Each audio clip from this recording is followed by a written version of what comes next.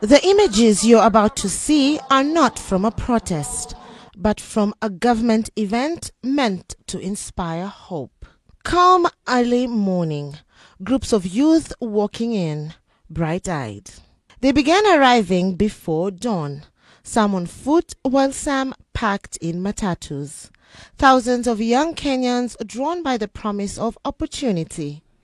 At first, there was order, face lit with cautious optimism, hands clutching registration forms.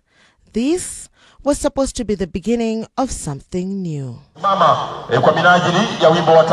The national anthem echoed through the grounds, a sense of dignity settling over Uhuru Gardens. The event had officially begun. Officials took their places. Principal Secretary Dr. Raymond Omollo arrived, as well as Langata MP Felix Oduor, amongst Langata MCAs. SHA CEO Dr. Kazi Mtaani took to the podium first, urging the youth to register for SHA. But from the edges of the crowd, murmurs begin to rise. The crowd wasn't listening, not really. They wanted jobs, not another portal. They had no bus fare back home, no food in their pockets, and no patience for promises. At that moment, Mwangangi and her team handed the giveaways. T-shirts and vests tossed into the crowd. And that's when everything shifted. Hope gave way to chaos. Youth surged forward. The stage was overrun. But this wasn't just about free T-shirts. It was about survival. It was at this moment that the crowd overwhelmed Mwangangi on the podium, forcing her to be whisked away to a secure spot by the security at hand. Next came Langata MP Jalango, who tried to speak by introducing his MCAs and rallying support for President Ruto. But the crowd had no appetite for politics, not when they had come looking for a lifeline. Then came the breaking point. PS Omollo, pushed and shoved, forced to flee.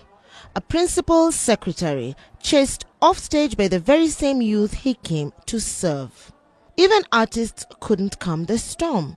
They too fled, overwhelmed by the tide of anger and confusion.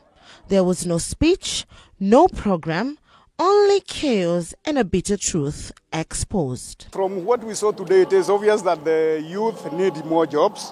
As you can see, they came in large numbers. We had about 30,000, and you could see that there are no jobs in Kenya. This was no isolated incident.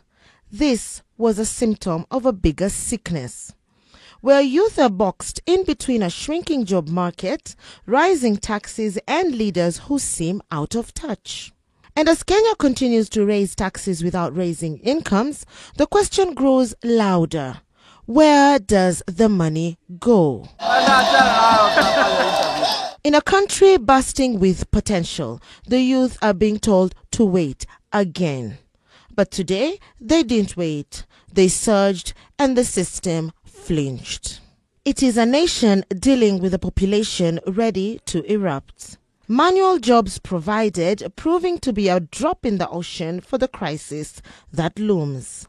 And as the dust settles on Uhuru Garden, the reality of unemployment and the future of the nation now hangs in the balance. Fatma Chidagaya, K24, Nairobi.